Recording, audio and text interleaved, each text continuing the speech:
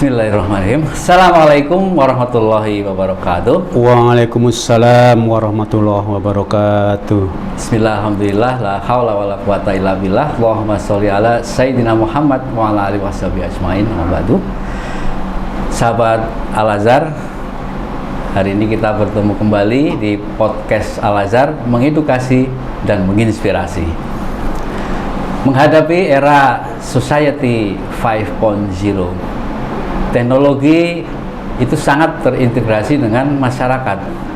Di sini yayasan-yayasan Islam itu sangat-sangat dibutuhkan.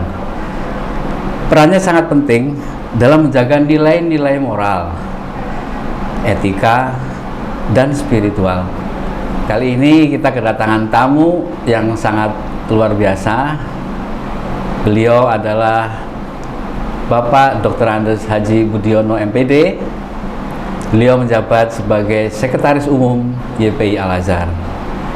Sebelumnya beliau pernah menjabat sebagai Ketua yang membidangi pendidikan dasar dan menengah.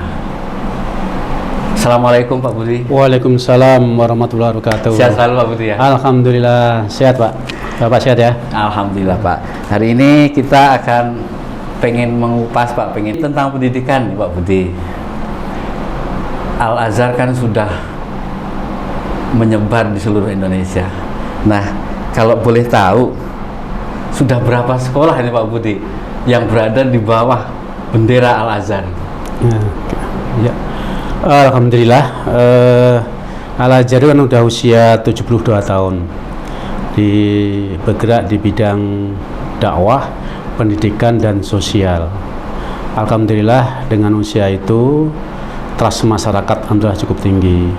Dan sampai saat ini di tahun pembelajaran 2024-2025 itu seluruh sekolah yang dikelola oleh YPI Al-Azhar sebanyak 220 sekolah, seluruh tersebar di 22 provinsi, alhamdulillah. Dan itu ada beberapa sekolah yang memang tahun pembelajaran tahun ini itu baru mulai, seperti di Bandung Podomoro itu ada 2 sekolah kan, SD dan SMP. Kemudian di Tegal alhamdulillah ada SD. Oh, Tegal udah mulai Pak ya? Udah ada Tegal. Kemudian di Jogja muncul sekolah Islam Al-Azhar Internasional juga, yaitu SMP dan SMA. Jadi bersyukur kita untuk sekolah ini di bidang pendidikan sudah terus bergerak sesuai harapan masyarakat, mudah-mudahan. Amin amin. Alhamdulillah, subhanallah. Nah, ini di antara keseluruhan sekolah-sekolah yang sudah tersebar di seluruh Indonesia, ini kan di bidang dakwah ini. Nah, sudah berapa masjid di antara seluruh sekolah itu yang sudah terbangun, Pak? Iya. Sebenarnya kalau keseluruhan kan filosofi YPI itu sekolah lahir dari masjid. Seharusnya idealnya begitu ya. Seperti di Al-Azhar Pusat ini kan yang pertama masjid dulu, ya. Baru lahirlah sekolah-sekolah dan universitas ya. Di mitra-mitra juga seperti itu, namun kebanyakan mitra memang mendirikan sekolah dulu, itu baru masjid. Kalau di cabang itu sudah ada beberapa masjid. Jadi sebutannya itu Masjid Agung Al-Azhar berada di pusat ini, itu Masjid Agung Al-Azhar. Nah, ada Masjid Raya Al-Azhar, yaitu di sentra primer dan di Cikarang. Dan itu masih tumbuh lagi masjid-masjid kampus. Masjid kampus ini misalnya kayak Bintaro, itu juga bisa disebut Masjid Raya. Masjid kampus bisa Pamulang. Terus mohon doanya akan segera dibangun di Cibinong. Nah, ini terus berkembang masjid-masjid itu. Nah, ini merupakan labnya agama anak-anak atau murid-murid Al-Azhar. Ini sebagai labnya sebetulnya itu. Kalau dalam pembelajaran tuh boleh masjid itu sebagai roh dakwahnya lembaga kita ini. Baik, luar biasa. Nah, di bidang sosial ini tidak lepas dari lembaga amil zakat ya Pak ya. Nah, ini kantong-kantong nih, tentang kantong-kantong las nih Pak Budi, kalau boleh bisa cerita. Alhamdulillah, las kita kan sudah menjadi las nasional dan mempunyai ditargetkan oleh oleh negara ya kan, pemerintah, karena las nasional maka cukup tinggi ya kan, yaitu harus mencapai 50 M. Nah, itu kantong-kantong kita sebenarnya sudah alhamdulillah cukup banyak. Ya, selain di Jakarta, ada di Solo, di Padang, di Jogja, dan banyak lagi masih ada beberapa kantong-kantong itu. Namun selain itu juga ada RGI, jangan lupa kita.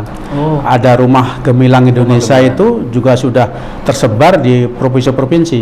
Jadi kalau kita melihat dakwah ini, itu sebenarnya tersebarnya secara provinsi lebih luas dakwah. Kalau dakwah mungkin sudah 27 provinsi ya. Sekarang kan provinsi kita ada 34 ya. 34 atau nanti di ini kita sudah hampir mendekati itu kalau dakwahnya ya. Karena kita menyebar relawan-relawan kita di mana-mana cukup bagus, cukup banyak gitu. Ya, itu dari segi dakwah. Nah, kalau pendidikan memang kita baru di 22 provinsi tadi gitu ya. Baik Pak. Nah, ini nih Pak, unit-unit yang di bawah bendera YPI Al-Azhar nih. Ini kita kan sebagai lembaga yang sangat besar ya, YPI Al-Azhar ini lembaga yang sangat besar. Tentu mempunyai organ-organ gitu, unit-unit yang berperan nih dalam yayasan nih. Secara struktur nih Pak, secara struktur organisasi, apa saja sih unit-unit di bawah YPI Al-Azhar? Iya, tadi kan kami sampaikan kita ada mitra ya, ada mitra, ada sekolah sebanyak 220 sekolah. Yayasan mitra yang bersinergi bersama dengan kita itu ada 58 yayasan mitra. Nah, itu tidak mungkin hanya ditangani oleh yayasan saja. Maka kita mengembangkan struktur. Ya. Untuk apa struktur itu? Kita menyadari bahwa di pendidikan itu, kalau saya boleh mengatakan, itu ada 5P supaya maju tuh Pak. P yang pertama penampilan. Ya, nanti kita uraikan penampilan itu seperti apa sih. Penampilan itu dari penampilan gedung, penampilan Bapak Ibu guru, penampilan semuanya lah. Yang kedua ada profesionalisme. Kemudian yang ketiga, ini yang tidak kalah penting, pelayanan. Pelayanan menjadi utama. Nah, kemudian yang keempat itu ada prestasi. Dari ketiga tadi kalau ada prestasi ya percuma. Maka pendidikan ini harus kita angkat terus prestasinya. Yang tidak kalah penting di pendidikan itu, jangan sampai ketinggalan publikasi. Nah, seperti ini kan dalam rangka kita publikasi itu dari 5P tadi itu menjadi tolak ukurnya. Sehingga kita harus membuat struktur untuk mengadopsi bagaimana mencapai 5P tadi. Nah, sehingga ada sekretariat, ya Pak ya, ada Direktorat Pendidikan Dasar dan Menengah, ada Direktorat Dakwah dan Sosial, kemudian ada Inspektorat, ya kan? Kemudian ada Diklat dan Pengembangan dan Dikti, ya, DDPP. Nah, ini 5 organ itu, 5 unit itulah yang akan terjun di lapangan untuk mengendalikan sistem yang ada di 220 sekolah itu. Dan untuk mencapai 5 tadi ya, itu memakai tadi struktur tadi, unit-unit tadi gitu Pak. Nah, kalau bentuk komunikasinya nih Pak dari sekolah dengan unit-unit ini nih. Ya, komunikasinya sudah dibangun kita. Tinggal kebutuhannya apa gitu. Tapi semua hubungan, semua komunikasi itu sentralnya pada sekretariat tentunya kan. Dari sekolah bentuk komunikasi ke sekretariat, nanti sekretariatlah ini yang akan menghubungkan ke unit-unit itu tersebut. Jadi tidak tabrakan ngatur masing-masing, tidak ngatur di tadi saya lupa Direktorat Keuangan. Sekarang udah berdiri sendiri kan. Direktorat Keuangan ini juga menjadi direktorat juga itu. Nah, itu juga koordinasinya dengan sekretariat, semua dengan sekretariat, nanti sekretariat baru ke direktorat. Oh, ini kebutuhannya apa nih? Oh, keuangan ke Direktorat Keuangan. Kebutuhannya apa? Di Dasmen ke di Dasmen dan lain-lain. Oh, jadinya itu ya itu peran dari unit-unit tersebut dalam kependidikan. Iya, betul. Perannya masing-masing ya bidangnya masing-masing. Pelayanan ya di sekretariat. Kemudian nanti masalah pendidikan ya di Dasmen. Masalah pengembangan atau diklat ya di DDPP tadi itu, Pak. Jadi gampang kita. Karena Al-Azhar alhamdulillah sudah punya sistem yang sangat baik. Alhamdulillah. Itu ya sahabat Al-Azhar luar biasa ini. Nah, sekarang ini Pak, penguatan masalah SDM. Nah, kan setiap tempat itu pasti punya standarisasi SDM yang seperti apa gitu ya. Nah, apa strateginya gitu yang dipersiapkan YPI Al-Azhar dalam mengemas nih sistem pendidikan di era 5.0 tadi? Oke, ya. Jadi SDM itu garda terdepan ya. Garda depan kalau tadi di P-nya di profesionalisme. Di profesionalisme tadi adalah pasti SDM menjadi tumpuannya.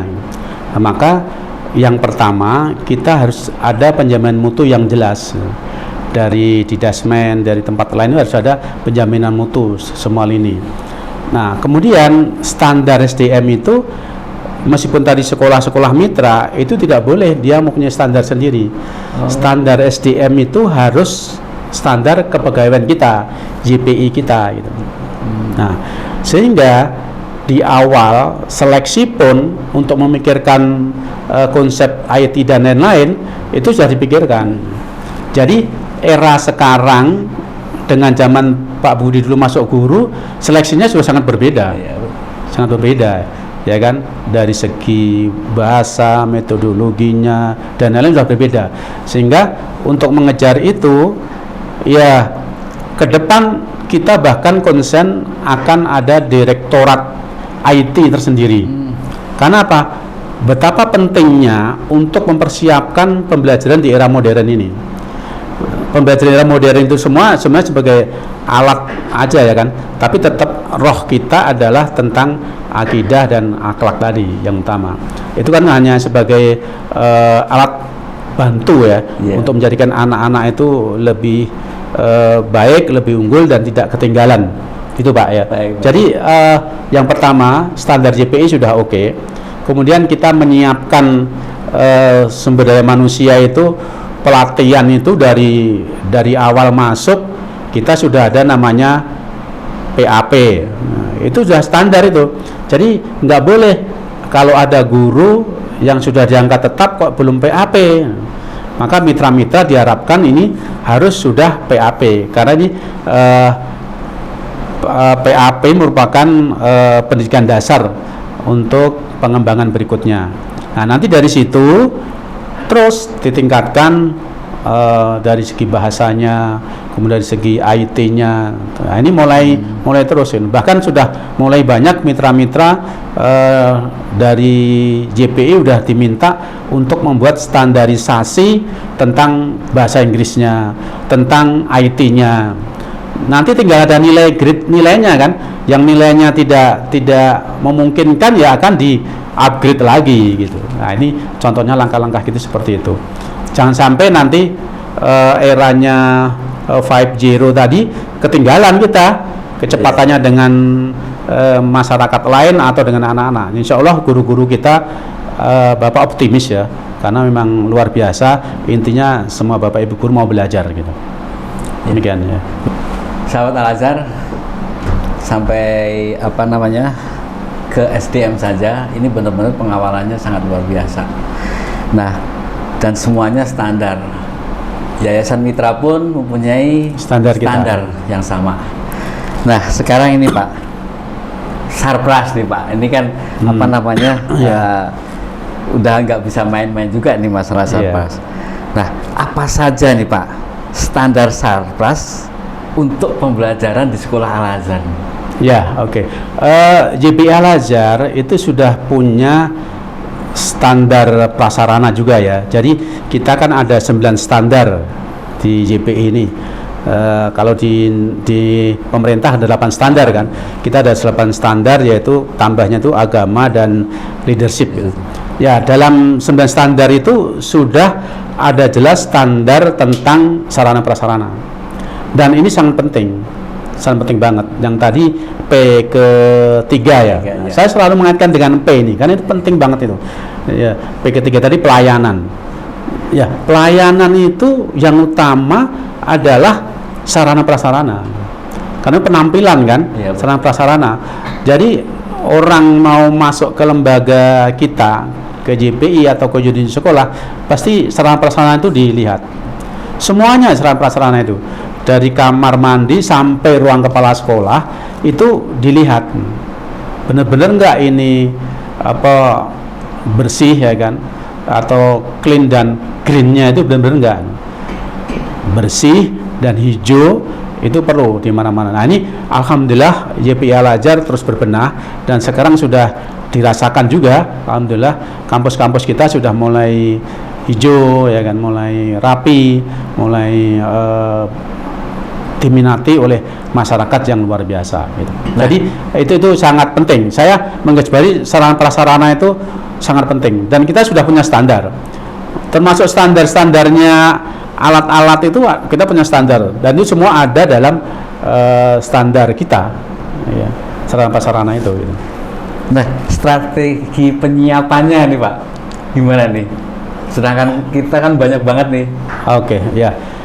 Penyiapannya yang luar biasa di JPI Al-Azhar ini, anggaran adalah dibuat dari sekolah. Dari sekolah, bukan top down, bukan Pak Budi buat anggaran, ini kamu kerjakan, enggak begitu. Kita bersyukur sekali lembaga ini sangat profesional bahwa sarana prasarana ini dibuat dari sekolah, sehingga sekolah bisa menganggarkan kebutuhan setiap tahun itu apa saja. Asal itu dianggarkan, insya Allah semua akan berjalan dengan baik. Bahkan tidak dianggarkan pun itu kita ngambil kebijakan, karena sebuah kebutuhan, keperluan kan yang harus penting banget tadi sarana prasarana itu. Jadi tahapannya kita penyelesaiannya pasti dianggarkan dan tidak kecil, sangat besar anggaran kita dalam menyiapkan sarana prasarana gitu. Nah, untuk sekolah-sekolah mitra nih Pak, ini yang bertanggung jawab penyiapan itu bagaimana sistemnya Pak? Nah, ini memang harus dipahami ya, bahwa mitra itu bekerja sama dengan kita untuk SDM, kemudian kurikulum, itu total adalah kita dari JPI Pusat. Jadi maka tidak boleh mitra-mitra menggunakan kurikulum yang tidak sama dengan JPI. Itu nggak boleh terjadi. Termasuk buku-bukunya itu juga harus pakai buku JPI, ya kan? Tidak boleh buku sendiri. Kenapa? Karena itu menjadi penjaminan mutu kita. Nah, pengontrolnya siapa? Pengontrolnya adalah pengawas. Nah, terus yang dikerjakan mitra itu apa? Yang dikerjakan mitra ya sarana prasarana tadi, gedung, sarana prasarana, itu yang menyiapkan adalah mitra atau sekolah mitra kita. Itu yang menyiapkan semuanya dan dia mengacunya pada standar kita. Ya alhamdulillah ada yang melebihi standar kita, ada loh Pak. Ada yang grade-nya mitra itu melebihi standar, nggak apa-apa gitu, itu bagus, senang. Tapi yang perlu didukung adalah masih ada mitra yang sarana prasarananya di bawah standar kita, bukan standar JPI, tapi standar yang ada di pedoman kita. Itu nggak boleh terjadi.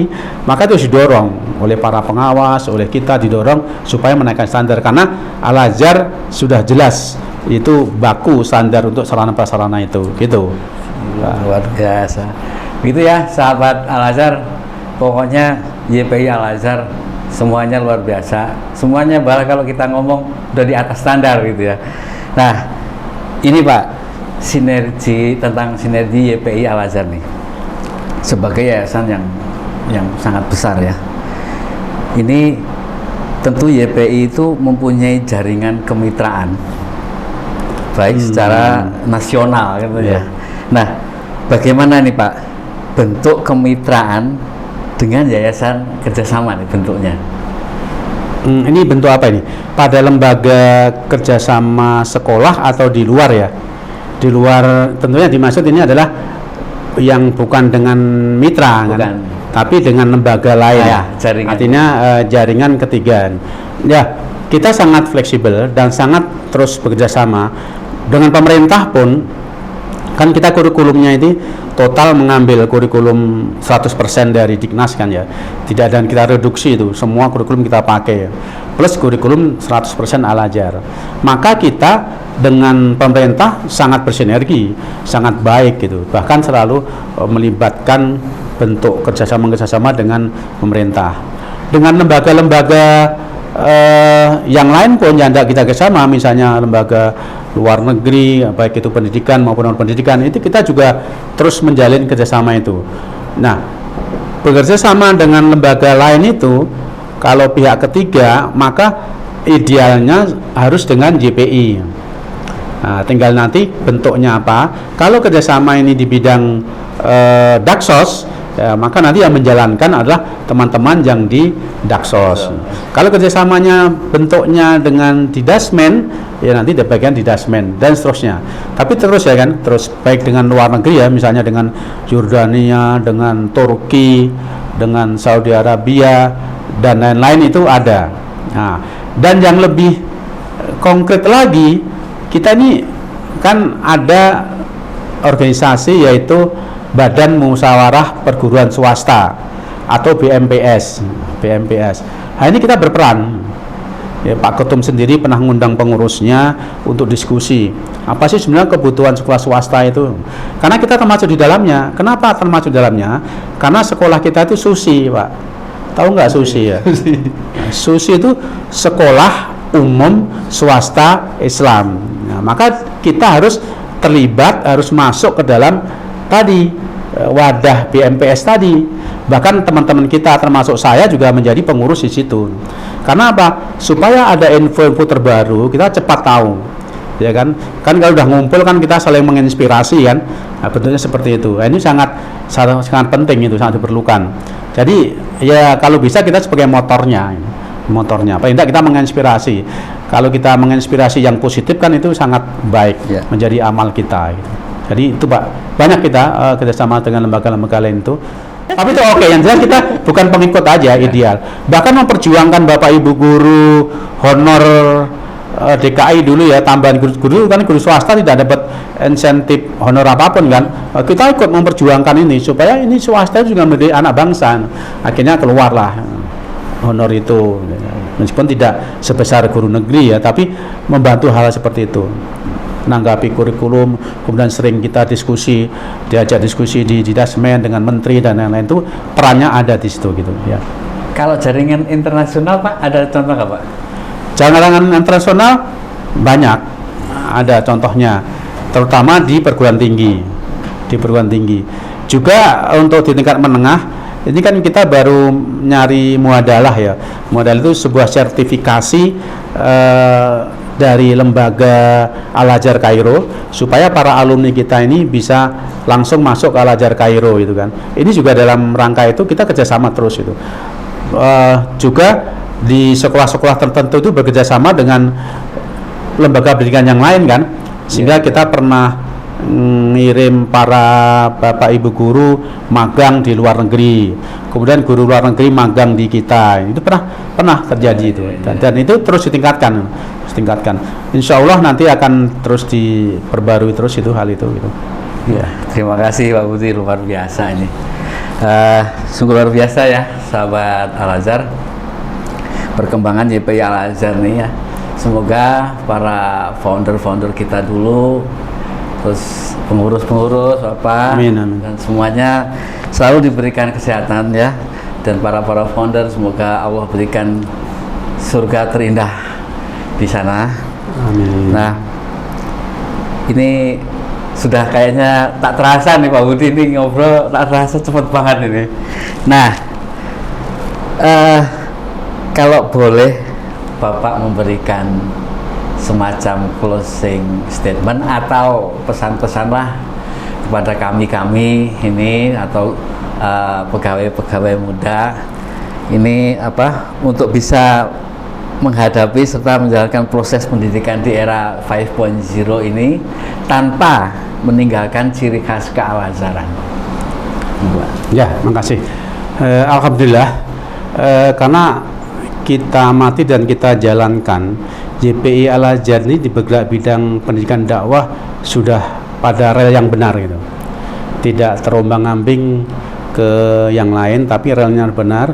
Bahkan ya dalam bidang agama kita sangat moderat sekali. Dalam pendidikan itu kita yang dilayani itu siapa? Itu udah jelas. Untuk itu tadi yang Bapak sebutkan, agar pendidikan ini terus berkualitas, tidak ketinggalan di era apapun, maka 5P tadi, Pak. Iya. Itu sangat penting ini. Di sekolah itu harus ada, yang pertama adalah penampilan. Kemudian harus profesionalisme. Kemudian yang ketiga pelayanannya harus bagus, harus hebat. Nah, kemudian harus punya prestasi. Yang terakhir harus ada publikasi. Nah, ini 5 itu sangat terkait dan penting, sehingga Bapak Ibu guru di lapangan harus mengacu bagaimana memajukan pendidikan itu.